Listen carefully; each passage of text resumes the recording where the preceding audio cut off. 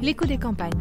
La série qui met en avant des agriculteurs, des entrepreneurs, des techniciens et des scientifiques qui travaillent avec passion à la transformation de l'agriculture française et à la transition agroécologique.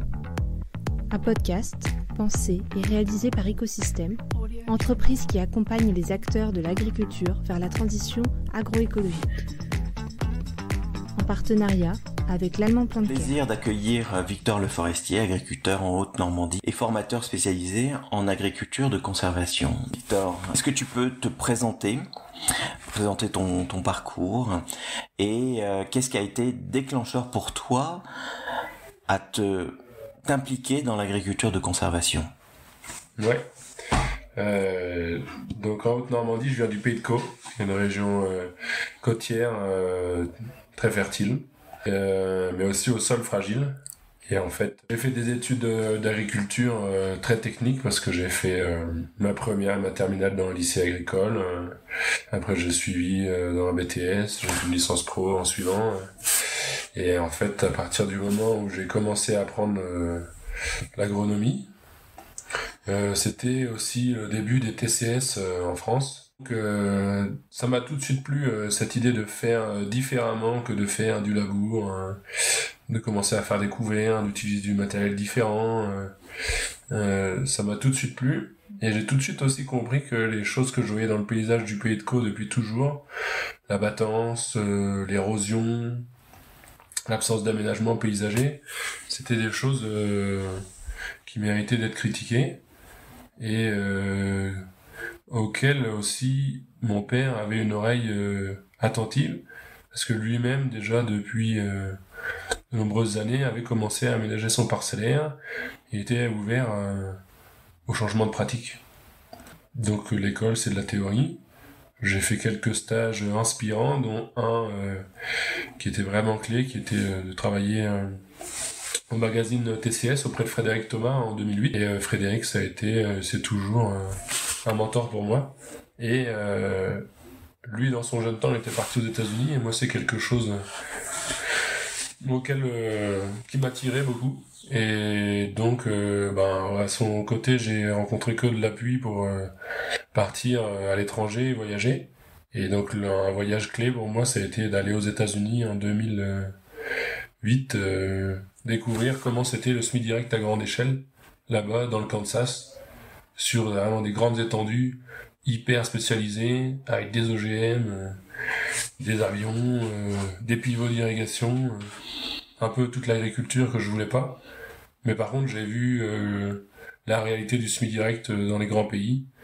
Et aussi, j'ai commencé à rencontrer des spécialistes comme Dwayne Beck aux États-Unis, qui lui fait du SD sur sa ferme depuis 88, qui a des résultats vraiment fantastiques, inspirants, qui a fédéré les agriculteurs autour de sa ferme, qui ont aujourd'hui vraiment un impact sur le climat local, où c'était vraiment très inspirant. Et quand je suis revenu, je me suis dit, vas-y, moi en fait je veux m'investir là-dedans parce que j'y crois à fond, quoi. Et ton père a entendu ton discours, a compris? Il était déjà, tu disais, déjà dans cette approche, dans cette culture, dans cette réflexion?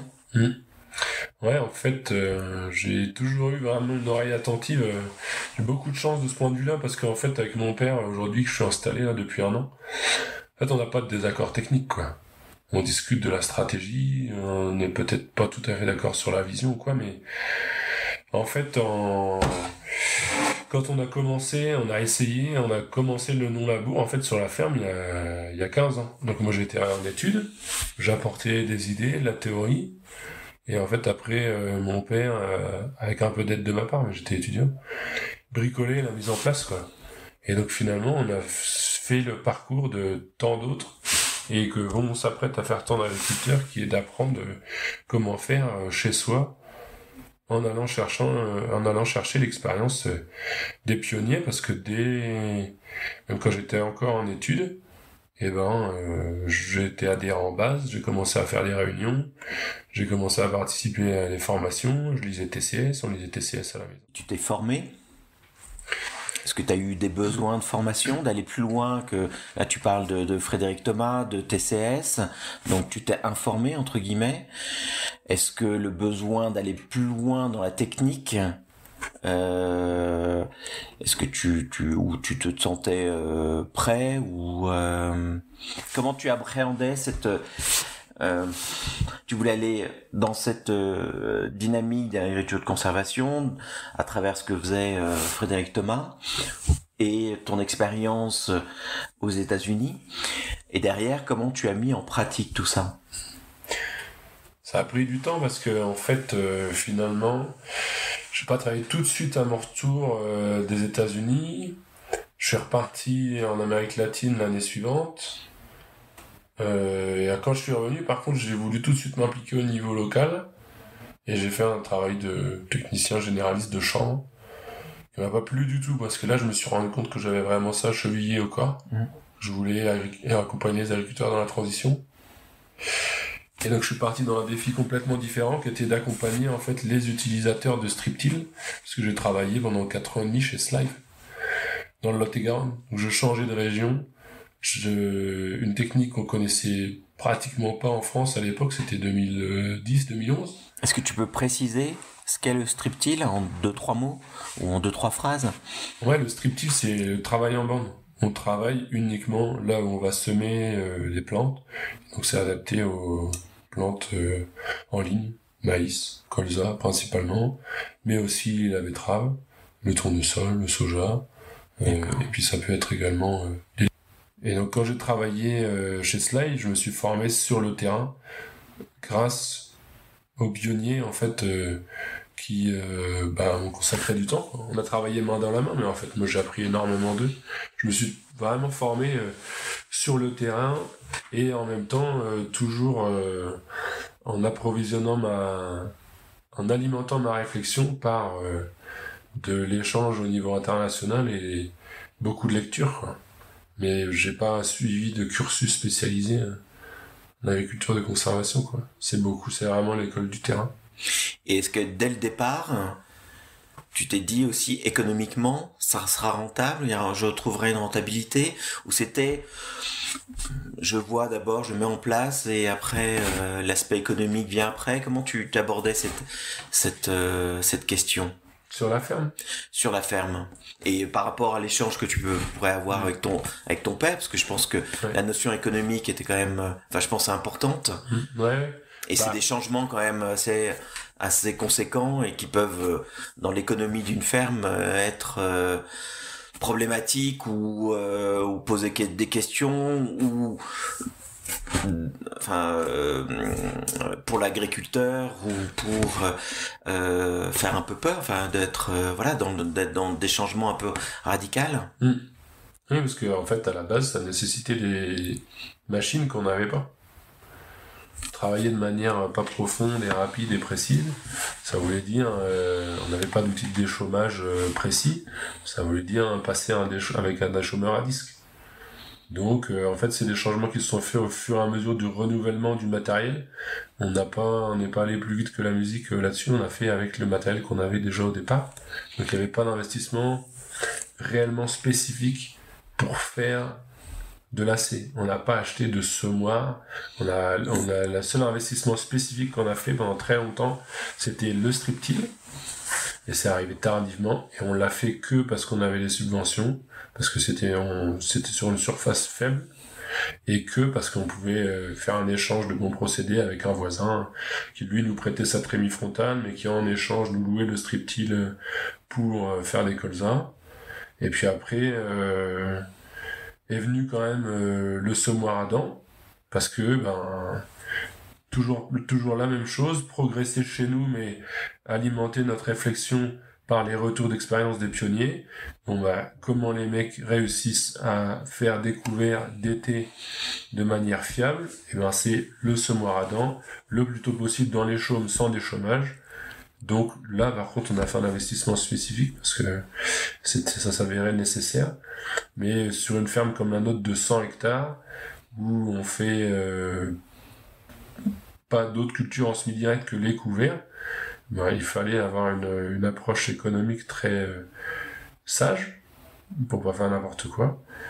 Et en fait, après, la rentabilité du changement de pratique dans notre système sur notre ferme, elle est nulle, parce qu'on est dans des terres très faciles à travailler, qui sont rapides à travailler. On est sur une surface de 100 hectares. Donc on n'avait pas non plus de grands défis de couvrir des grosses surfaces sur des courtes fenêtres de météo. On n'avait pas ce challenge-là.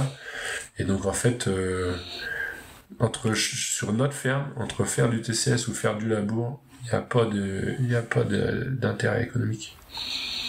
D'accord. Et donc pas de risque, en fait, peu de risque. Le risque économique dans notre système, alors je vais le présenter parce qu'on ne l'a pas parlé, mais sur nos 110 hectares, on cultive principalement du lin fibre, des pommes de terre, dont des pommes de terre chaque ferme. Après on cultive des betteraves rouges, on cultivait un peu de betteraves sucrières, mais on a arrêté, et un peu de céréales. Mais finalement, sur une rotation de 5 ans, on va cultiver à notre compte uniquement une douzaine d'hectares de céréales. Le reste des céréales, en fait, il est cultivé par des voisins. Et en fait, nous, on va faire des pommes de terre ou du lin chez eux. C'est que nous, on est hyper spécialisé lin, pommes de terre. On a une rotation qui est équilibrée, mais c'est nos voisins qui, chez nous, cultivent nos céréales. Ce qui fait que le risque dans notre changement de pratique, il se situe sur vraiment la qualité des récoltes. Il y a beaucoup d'enjeux économiques sur le lin, les pommes de terre, c'est des cultures à forte valeur ajoutée. Si on se plante, ça coûte très cher. Donc, on a peut-être un contexte de sol et de climat qui est facile aux yeux d'autres régions, mais les cultures qu'on produit, elles sont pas faciles à manier. Déjà, en conventionnel, il y a du risque. Quand on intègre la complexité supplémentaire, des couverts, d'une fertilité organique, de moins de travail du sol, c'est là qu'on prend les risques. On parle beaucoup du retravail, de la régénération des sols, de quelque chose. Enfin voilà, on met le labour, ça a complètement détruit les sols et la pulvérisation. Et donc c'est intéressant parce que tu es sur les deux pratiques. Enfin, tu peux facilement dire que tu fais du conventionnel et tu pratiques du semi-direct ou du TCS ou de conservation. C'est ça qui est intéressant. Et tu voudrais, toi, à terme, arriver à faire du bio, c'est ça? Tu t'engages dans cette voie aussi. Pour toutes tes cultures ou des cultures, quelques cultures? Pour la première partie sur les sols, en fait c'est des sols à 10-12% d'argile. Il y a 1,5% de matière organique en gros, plutôt un peu plus. C'est très sensible à la battance. Il y a un peu de sable dedans. Et finalement, pour être bien, on devrait gagner 1 point de matière organique pour avoir une structure vraiment stable et résiliente. Et ça, on n'a pas réussi à le gagner après 15 ans de non-labour, mais qui n'était pas forcément permanent. On n'a pas fait des couverts biomax dès qu'on a démarré, c'est plutôt depuis 6-7 ans qu'on fait des trucs vraiment chouettes, et qu'on intègre le semi-direct qu'on n'intégrait pas forcément avant. Et donc finalement, quand on fait le bilan de ces 15 années d'efforts, on n'est que moyennement satisfait. On a appris énormément de choses sur la manière juste de cultiver notre sol. Et puis finalement, il y a notre contexte social au niveau de la ferme qui fait qu'on est 3 associés. Mes 2 parents sont à 4 années de la retraite. Moi, je m'installe, c'est ma première année. J'ai 34 ans. Et il faut faire des choix qui vont impacter toute l'avenir de l'entreprise. Et nous, notre travail. Et en fait, on se retrouve avec 2 associés historiques qui ont le goût pour le défi jusqu'au bout de leur carrière. Et un jeune associé qui est moi, qui se disait le bio, pourquoi pas. Et puis en fait, on a beaucoup parlé entre associés. Et un jour, je dis à mon père, t'aimerais bien faire une campagne sans phyto. Ah bah oui. Bon, ok. Alors j'ai pris le plan parcellaire. J'ai tout divisé en 5. Et j'ai dit, ok papa, si tu veux, qu'on démarre, et ben l'année prochaine on convertit 14 hectares. Ah bon? Je dis bah ouais, celle-là et celle-là. Ah ouais. Et après on fait quoi? Je dis on continue, mais après on en met 22. Ah bon? Bon, et on a fait comme ça. Et puis après on a fait une étude économique pour dire parce que moi je m'installais, donc je dis attends, faut que ça tienne le coup quoi, que ça tienne la route, ça donne quoi chez nous quoi? Dans notre système où on pensait qu'on était un peu hors d'atteinte quoi pour le bio quoi, parce qu'on a un système très spécialisé. Puis on a essayé de regarder notre entreprise avec un regard critique en disant attends, les échanges de terre, ça risque de s'arrêter, on va passer de 30 hectares de pommes de terre à 17. Pareil pour le lin. Bon, ça se corse. Le marché du lin, c'est très haut. Donc si c'est très haut, ça va pouvoir être possiblement très bas les prochaines années. Comment est-ce qu'on va chercher de la valeur ajoutée dans un système comme ça, quoi? Je peux choisir d'aller la chercher à l'extérieur en faisant des formations. Je simplifie à bloc mon système, je reste en conventionnel, je simplifie la rotation. Et je fais un truc hyper simple qui va marcher. Hein. Mais moi, ça me parlait pas, quoi. Et ça parlait pas à mes associés. Et le bio, économiquement, que sur notre ferme, en fait, ça tenait la route. Et puis en termes de perspective pour l'avenir et de travail avec des gens plus proches de nos valeurs, ça matchait quoi. Donc on a dit, on met en route. Donc on est engagé dans une conversion progressive mais totale de la ferme. Et donc dans 2 années, tout sera soit en bio, soit en conversion. Comme j'ai dit au départ, une des motivations de cette conversion au bio, c'est continuer à améliorer nos sols et même dépasser ce qu'on pourrait espérer en AC. C'est assez ambitieux, mais finalement, entre ce que j'ai pu voir à l'étranger et ce qu'on a pu voir aussi avec mon père à l'étranger, on pense que c'est possible. Et simplement, on va utiliser des leviers différents. On va pas s'appuyer sur le semi-direct, parce que le semi-direct en bio dans notre système, ce serait même pas une utopie, ce serait une erreur de chercher ça. On va s'appuyer sur d'autres leviers, on va s'appuyer sur la prairie, peut-être le retour de l'élevage, du travail. On va s'appuyer sur l'allongement de la rotation, etc. Tu parlais de Frédéric Thomas, mais est-ce que t'as des besoins d'accompagnement économique, financier, technique, agronomique? Enfin, est-ce que t'as encore le besoin de comprendre, d'apprendre?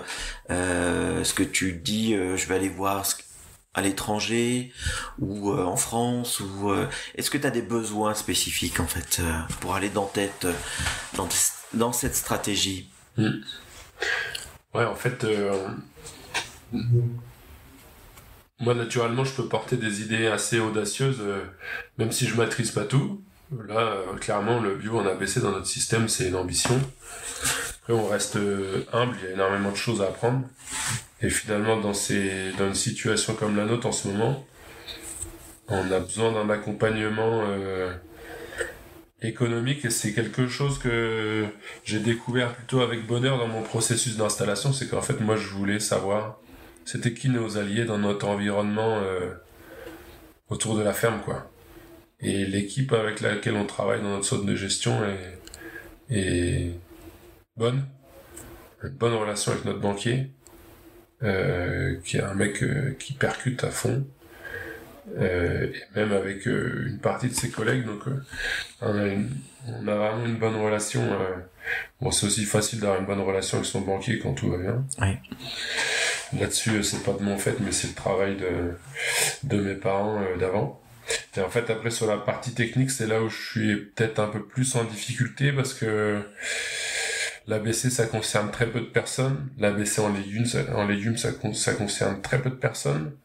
La chance que j'ai, c'est qu'il y a quelques années, j'ai aidé des agriculteurs de la Somme à se lancer en AC, et que au moment où ils ont voulu se structurer et créer un groupe d'échange autour de tours de plaine et d'échanges vraiment transparents, ils m'ont dit mais Victor, mais faut que tu viennes.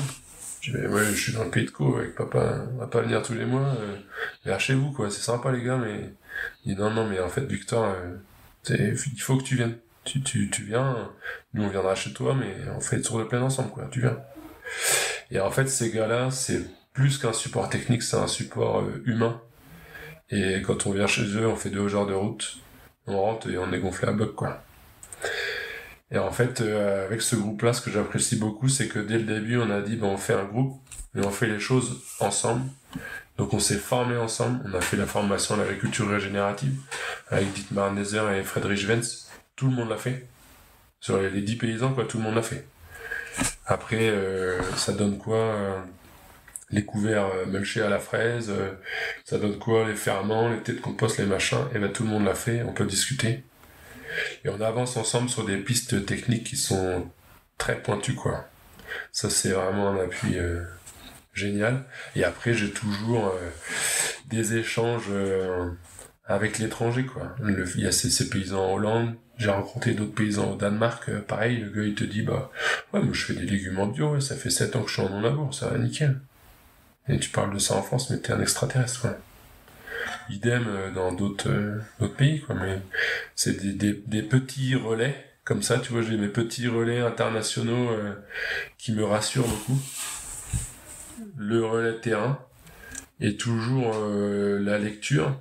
Et ces derniers temps, j'ai croisé des auteurs qui sont plutôt vieux, quoi, les années 30-40, et des gars en Angleterre qui te disent pour régénérer un sol, il faut le structurer mécaniquement s'il y a un problème, il faut mettre des prairies très diversifiées, ce qu'on te parle en France en 2020. Finalement, nous on fait ça aussi par des biomax. Il te dit qu'il faut couvrir le sol tout le temps, toutes les intercultures, et il faut pas travailler profondément les sols. Et les gars, il a bourré à 12 cm. Ces gars-là, ils avaient compris c'était quoi l'AC, c'était quoi la base de la fertilité d'un sol. Dans les années 30. Dans les années 30, quoi. Ils avaient pas de mécanisation, ils avaient pas les connaissances agronomiques qu'on a maintenant, ils avaient pas les désherbants, donc en fait, ils faisaient pratiquement de l'ABC avant l'heure. Et tous ces gars-là, ils te disent mais attention aux phytos, attention aux engrais, et garder les vaches et les bêtes dans les champs. Et tu te dis, punaise, moi je suis en 2020, 21, et en fait, moi je veux faire ça, quoi. Ouais, on réinvente rien, en fait. La différence qu'on a, c'est que, genre nous, on a la clôture électrique. On a les tuyaux en plastique pour mettre l'eau en pleine. Ils n'avaient pas ça, quoi. On a le GPS. On peut contrôler la compaction dans les champs. La technologie est arrivée pour optimiser, en fait, ces techniques, quoi. Ah oui, il faisait du compost, de fumier et de déchets verts à la main, quoi. Nous, aujourd'hui, taper un gars avec son composteur, ça prend 5 minutes, quoi. On a des moyens mécaniques et techniques, finalement, ils sont un peu sous-exploités au regard leur potentiel agroécologique, on va dire. Donc Victor, juste, est-ce que tu peux nous dire un peu comment tu vois les choses et la place des COP dans ces systèmes? Ouais, pour moi, les coopératives, c'est une aventure collective au service des agriculteurs. Donc pour moi, la COP dans la transition agroécologique, elle doit garder cette place originelle. Les premières COP, ça s'appelait l'entente paysanne. Ça avait le nom lui-même, en fait, porté l'espérance et les valeurs qui étaient au début de la coopération. Aujourd'hui, c'est des noms latino-anglais où déjà ça indique parfois là, une certaine perte de proximité avec le paysan, mais là vraiment la transition agroécologique c'est une occasion qu'ont les coopératives pour renouer vraiment un contact proche avec leurs adhérents. Sauf que en fait la plupart du temps elles manquent de savoir-faire.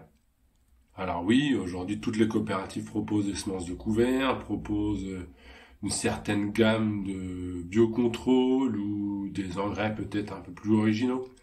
Mais en fait, elles manquent de savoir-faire pour vraiment harmoniser tout ça et vraiment chercher les produits qui vont être spécifiques à leur région ou à leur micro-région.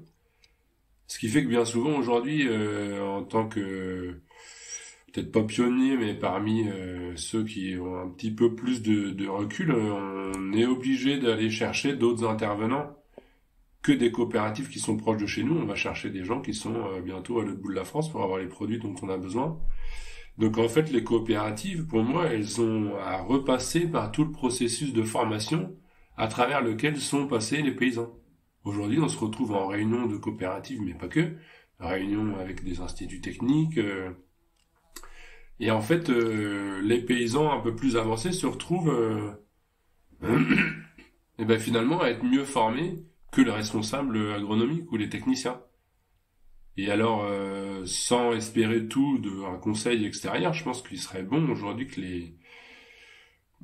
tous ces techniciens, tous ces responsables agronomiques, tous ces expérimentateurs, ils participent aussi aux formations pour se mettre au moins au niveau des agriculteurs, et surtout qu'ils se remettent en chemin pour les forces des coopératives, c'est qu'elles ont un ancrage local dans leur petite région, et en fait, ils ont besoin d'expérimenter, de tester et d'adapter en échange avec leurs adhérents les grands principes de l'agroécologie dans leur petite région.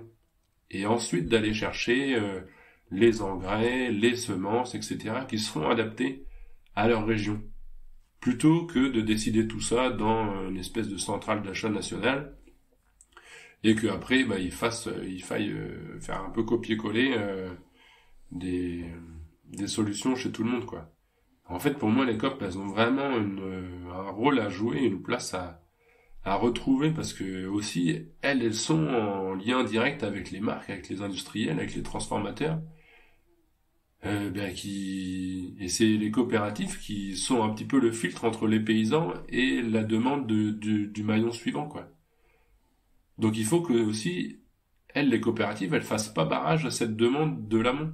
Si les industriels, les consommateurs, les marques demandent de l'agroécologie, en fait, plutôt que de faire barrage en disant c'est compliqué, il faut tout de suite aller vers les adhérents en leur disant écoutez, on a une demande, qu'est-ce que vous pouvez faire, construisons-le ensemble. Et là, en fait, c'est là aussi que ça demande de la formation pour le personnel, parce qu'en fait, aujourd'hui, il y a des agriculteurs qui sont prêts à adopter les pratiques, à rentrer dans des cahiers des charges assez exigeants ou contraignants, parce qu'ils savent faire. Et parfois, ils savent faire avant leur, encadrement technico-commercial, quoi.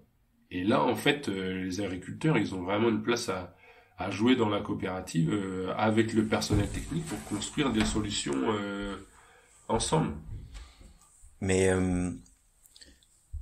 tu es jeune. Est-ce que c'est un sentiment qui est partagé par ta génération de nouveaux agriculteurs, ou c'est quelque chose que tu sens cette attente auprès de ta génération, ou c'est pas Non, c'est pas une question de génération, c'est une question d'état d'esprit. Moi, je m'en suis ouvert auprès de collègues qui sont plus âgés que moi ou qui sont de la génération du dessus. Et en fait, c'est eux qui m'ont dit, mais tu te rends compte, on est en réunion, on est mieux formés qu'eux. C'est pas moi qui l'ai dit, si tu veux, c'est quelqu'un qui est de la génération au-dessus de moi qui m'a dit ça. Et qui est à l'aube de la retraite. Et alors que par ailleurs, il y a des jeunes ou plus jeunes que moi qui ont pas du tout cette sensibilité agroécologique, ou qui ont même une réticence à changer, qui ont des préoccupations autres, qui n'ont pas compris l'enjeu qu'il y a autour de ça. Pour moi, c'est vraiment une histoire de... C'est pas lié à la génération, quoi. C'est des échanges avec des paysans qui sont peut-être... sans vouloir les placer au-dessus du lot, mais peut-être un petit peu plus clairvoyants, ou alors qu'il y a une sensibilité personnelle différente, mais je pense pas que ce soit lié à... Et voilà. Justement, pour terminer notre entretien, par rapport à cette nouvelle génération, ou de ta génération, qu'est-ce qu'il faudrait pour qu'ils soient mieux sensibilisés, mieux... je dirais, à aller vers ces nouveaux systèmes, et pourquoi ils sont pas aussi attachés. Enfin voilà, c'est un problème de formation à la base, un problème de méconnaissance technique. Ouais, c'est un sujet assez vaste. Pour moi, il y a la première chose, c'est qu'on ait fait des études de longues ou courtes. C'est pas à l'école forcément qu'on apprend l'ouverture d'esprit, la curiosité et l'audace ou la liberté de penser autrement, quoi. Donc finalement, on se retrouve à discuter de ça, comme je l'ai dit juste avant, avec n'importe quelle génération, n'importe quel âge. Et finalement, à 35 ans, je discute plus souvent avec des vieux, entre guillemets, qu'avec des plus jeunes que moi, quoi. Bien que, effectivement, ces dernières années, il me semble que les cursus d'ingénieurs intègrent beaucoup plus ces notions d'agriculture de conservation, d'agroécologie. Et donc il me semble que ça change. Mais bon, je suis sorti des études il y a longtemps maintenant, donc je suis plus forcément au fait vraiment de cette partie formation. Et après, moi, il y a un sujet... il y a une part des raisons qui pour moi sont liées à une certaine déconnexion par rapport aux valeurs de ce qu'est vraiment ce que c'est vraiment d'être paysan, quoi. Et en fait, je m'en suis rendu compte un petit peu sans faire exprès, mais en discutant avec d'autres, on a parlé des valeurs profondes et de ce qui nous animait vraiment au fond. Et finalement, je me suis rendu compte que sans vraiment le savoir ou le mettre en avant, pour moi, en fait, la foi chrétienne, elle a beaucoup de place dans la manière dont je vois le rôle du paysan dans la société. C'est-à-dire que très très concrètement, dans la Bible, il est écrit, tu n'auras qu'un seul Dieu et tu le révéreras, et puis aime ton prochain comme toi-même. Bon, d'accord, donc ça c'est valable pour tout le monde. Mais il me semble que le paysan, il a un niveau supplémentaire qui est que, en fait, chaque action qu'il fait, il le fait avec la création, ce qu'il travaille avec, et tout ce qu'on décide dans les champs, ça a un impact sur la création. Alors, et donc il me semble que ça met une strate un petit peu spirituelle supplémentaire qu'on avait il y a 2 générations passées, qui est en train de se perdre aujourd'hui. C'est la science à fond, c'est la biodynamie, c'est la mémoire de l'eau, des trucs comme ça, que je critique pas forcément, mais je me dis en fait vraiment les valeurs profondes et l'attachement à une certaine spiritualité, un certain code, une parole écrite qui est immuable, ça a un impact vraiment, en tout cas pour moi, et je pense que c'est partagé par d'autres paysans, sur l'importance qu'on met à s'intéresser à l'agroécologie, quoi. Parce que ça va plus loin que l'attrait économique, ça va plus loin que juste être bio parce que la société elle demande d'être bio, etc. C'est un code de éthique qui est supplémentaire, quoi. Et alors, et donc pour les gens qui démarrent, il me semble aussi que, en tout cas, quand je repense à ce qui m'a beaucoup aidé quand j'étais en formation et que j'ai commencé à m'interroger à ça, c'était qu'en fait j'ai trouvé d'autres personnes pour discuter de ça, quoi. Je pensais que j'étais le seul original de ma classe. En fait, on était 2, et puis à 2, on est allé en voir d'autres, et puis on s'est rendu compte qu'il y en avait beaucoup, et puis on allait encore en voir d'autres, et ça nous a assis. On s'est dit, mais en fait, on peut penser différemment. En fait, c'est possible de faire des cultures sans travailler la terre. En fait, c'est possible de faire du bas volume et de baisser les doses énormément. Toutes ces choses qui étaient remises en cause, en fait, on s'est aperçu que quand on creusait avec un peu de culot, qu'on osait pousser les portes, on trouvait des personnes ressources, quoi. Et dans la Bible, c'est écrit, le faire aiguise le faire. Si on veut progresser, et si on veut trouver des réponses, il faut trouver des personnes qui pensent un peu comme nous. Alors ça veut pas dire s'enfermer dans des dogmes, etc., mais ça veut dire oser pousser des portes, oser envoyer des mails à l'autre bout du monde, oser passer un coup de téléphone en disant j'essaye d'appeler